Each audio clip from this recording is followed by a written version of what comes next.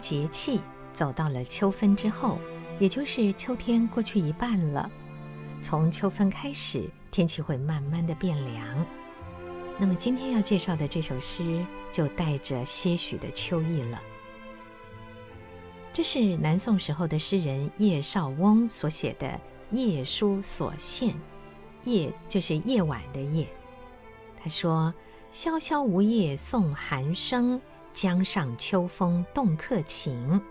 知有儿童挑促织，夜深篱落一灯明。夜书所献的意思就是在夜晚的时候，我记录下了我所看见的一些景象。那么这位诗人到底看见了什么呢？我们知道诗人绝对不会只写他眼睛看到的简单物象，在背后一定有很深的意涵。那么这首诗正是如此。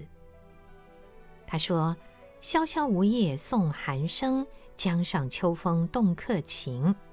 这个解释很简单，我们可以想象到在秋天的季节，因为诗人用了萧萧两个字，萧萧代表有点冷，也有着风吹树叶的声音。梧桐叶轻轻地被风吹动着，它听起来呢，就让人感觉到是一种秋风袭来，有那么一点寒凉的味道了。而江上秋风动客情，更可以说这个诗人现在可能是在一艘船上，而江面上的风也好，他听见的岸边的树叶声也好，更增添了一种凄凉的心情。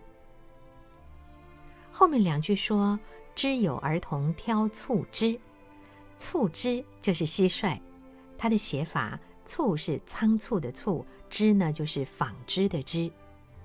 挑促织是一个动作上的形容词，因为在抓蟋蟀的时候，如果您抓过蟋蟀，或是带着孩子抓过蟋蟀，会知道那是要到树洞口或者是一个泥洞口啊，然后轻轻地用小树枝把蟋蟀给挑出来。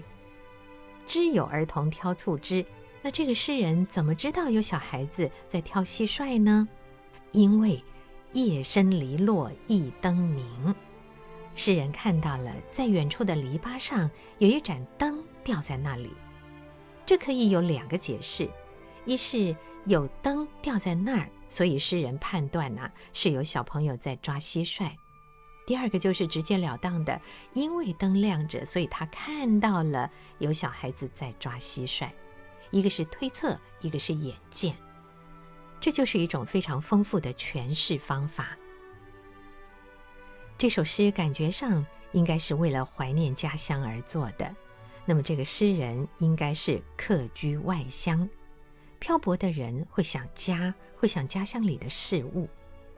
树叶被风吹动着，或者飘落下来，夜晚的风有点寒气袭人，像这些都引发了诗人的一种凄凉感。篱笆上挂着一盏灯，表示天已经黑了。在黑暗的夜晚，诗人在江面的船上，所有的条件加起来，都让我们可以更清楚地感受到诗人他的孤寂落寞。此外呢，诗人应该对自己的童年有着很深的记忆，所以看着远远的灯挂在篱笆上，他就想到了自己小时候同样的也和其他的同伴们一起在夜晚的时候去抓蟋蟀。这个回忆又再次地加强了他的孤单寂寞。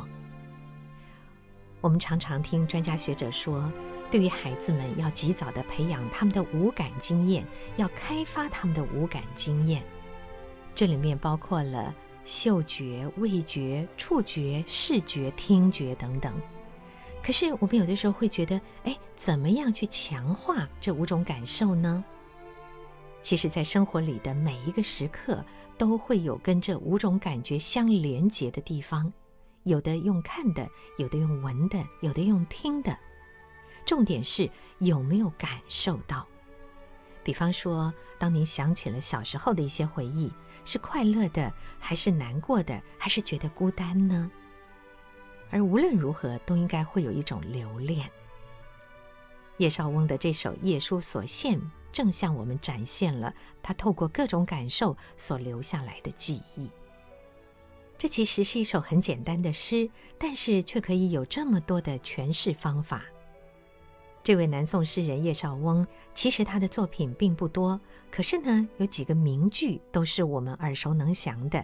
比方说“一枝红杏出墙来”，这就是他的《游园不值》这首作品里的句子。而在《夜书所献》这首诗里，“知有儿童挑醋汁”也是我们大家广为传颂的。由此也可以知道这位诗人他的才华有多么杰出。这就是今天所介绍的南宋叶绍翁的《夜书所献》。萧萧梧叶送寒声，江上秋风动客情。知有儿童挑醋汁，夜深篱落一灯明。